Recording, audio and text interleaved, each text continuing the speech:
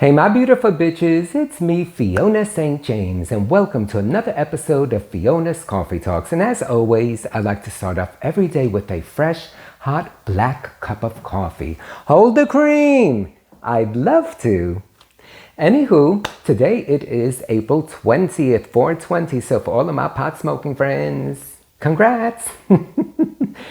And I'm excited because today's episode is, drumroll please, part 2 of my documentary series. And the documentary that I'm going to talk about is called Circus of Books on Netflix. Oh my God, just right off the bat, it's an amazing documentary. Let me give you a little history and my review, of course. So back in the 60s in LA, this adult bookstore was out and it was called Book Circus. So fast forward to 1982, it was then taken over by Barry and Karen Mason. Now these two individuals, they were a married couple, heterosexual couple. Back in 76, they were like the lead distributors for Larry Flint, who had Hustler magazine.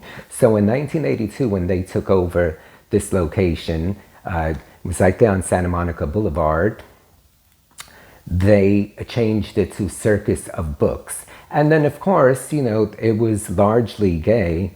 So, you know, you had all of your magazines, your videos, you know, and back then you had like Blue Boy, Honcho, Torso, Inches, you know, you had all the big companies back then, Falcon Videos, Avalon, Treasure Island, etc. So it was definitely during that time,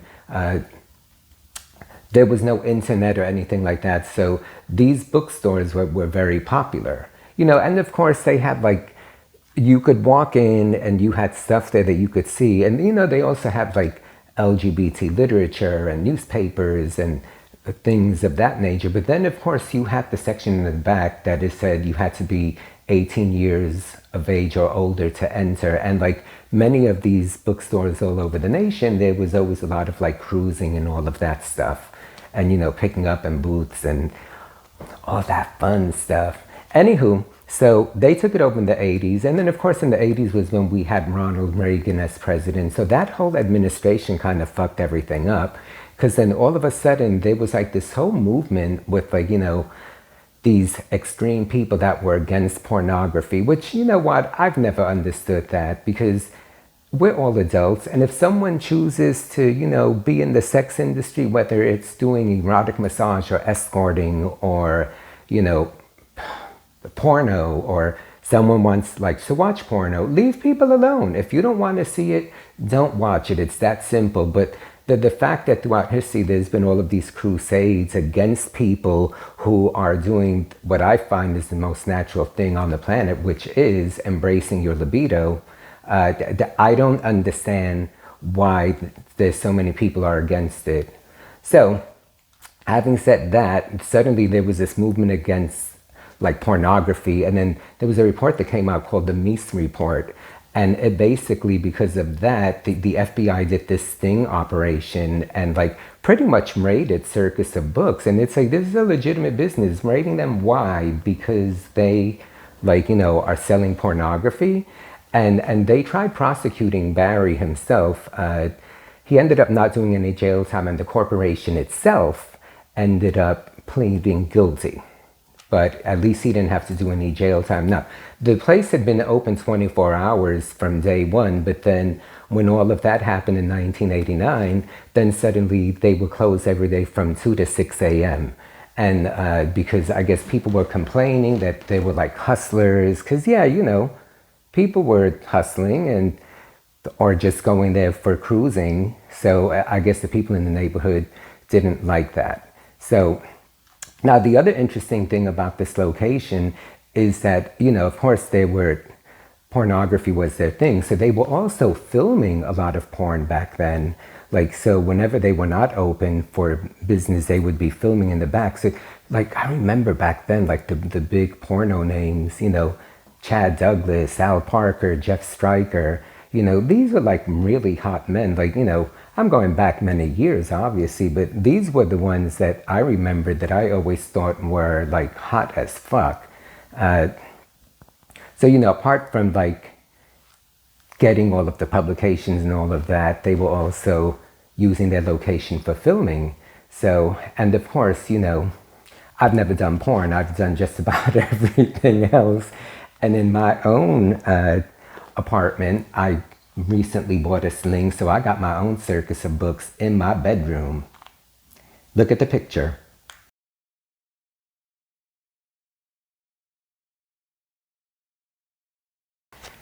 And of course, you can see that, like, because of the pandemic, I really haven't used it. I bought my sling like right before the pandemic hit. So that's why I got all my little animals hanging out there.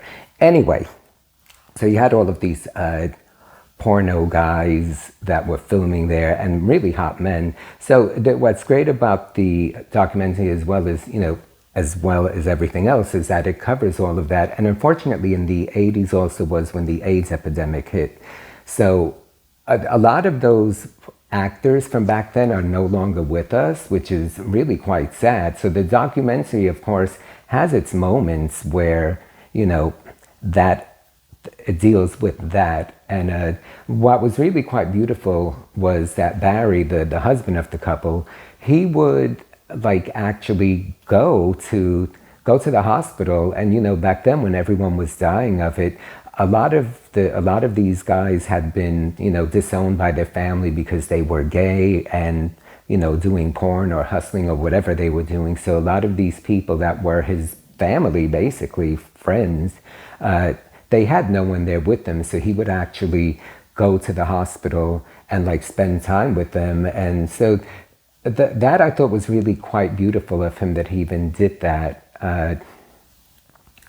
Considering that a lot of other people probably didn't, other than their friends. And, as someone who is 56, and I've always been open and honest about my own HIV status, which has been 28 years, I lost a lot of friends. So in watching that documentary, that definitely brought up a lot of sad memories for me as well.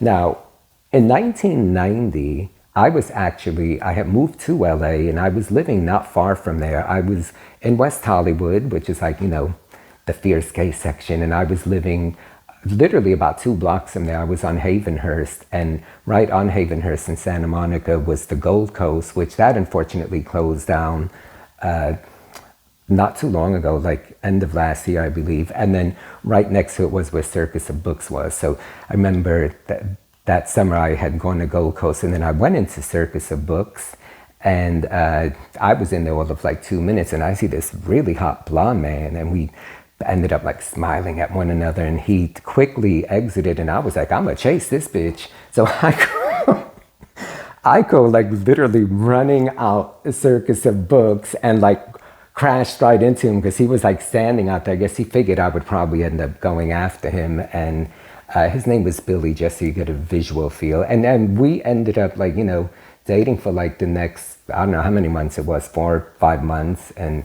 so, yeah, so Billy and I, we had our moment. Anywho, then fast forward, it's there were a couple of other locations too. There was one in West Hollywood. There was also one in Silver Lake, and then one in Sherman Oaks. Now, the one in Sherman Oaks actually closed in 1989 because the neighborhood was complaining because there was an elementary school nearby.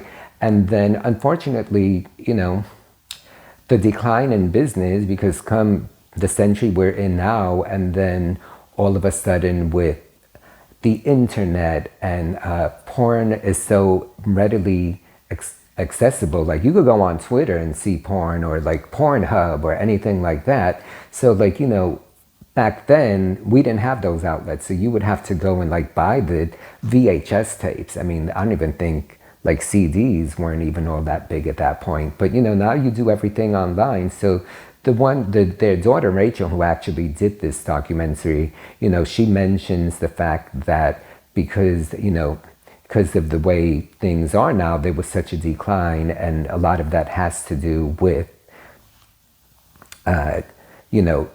everything being online. And frankly, now we have these cruising apps, Grindr, Scruff. So a lot of people aren't going out there. And so bookstores, you don't see too many around anymore. So the one in Sherman Oaks closed in 89. The one in Silver Lake closed in 2016, and that's now a marijuana dispensary. And this one, which is one I'm familiar with in West Hollywood, closed February of 2019. The one other part of the documentary that really brought me to tears was towards the ending of it. Karen, the wife, they at that point they were already closing down, and she was getting rid of stuff, and there was a dumpster, this huge dumpster in the back of where their store was, and she had boxes of like all of these vintage porno magazines and VHS tapes, and she basically like threw them out because I guess there was like, no one wanted to like own them, or no one really gave a shit about them anymore. So like that part of it was sad also, because it's like an end of an era. And considering that, like I said, I'm the age that I am, like I lived through all of that, and I have such fond memories. I remember in the 80s, like living in the Bronx, like whenever I go into Manhattan, going to the West Village and going to these like newspaper stands, or like and looking at all of the gay magazines. And I mean, I guess they're still out there, but bookstores aren't what they used to be.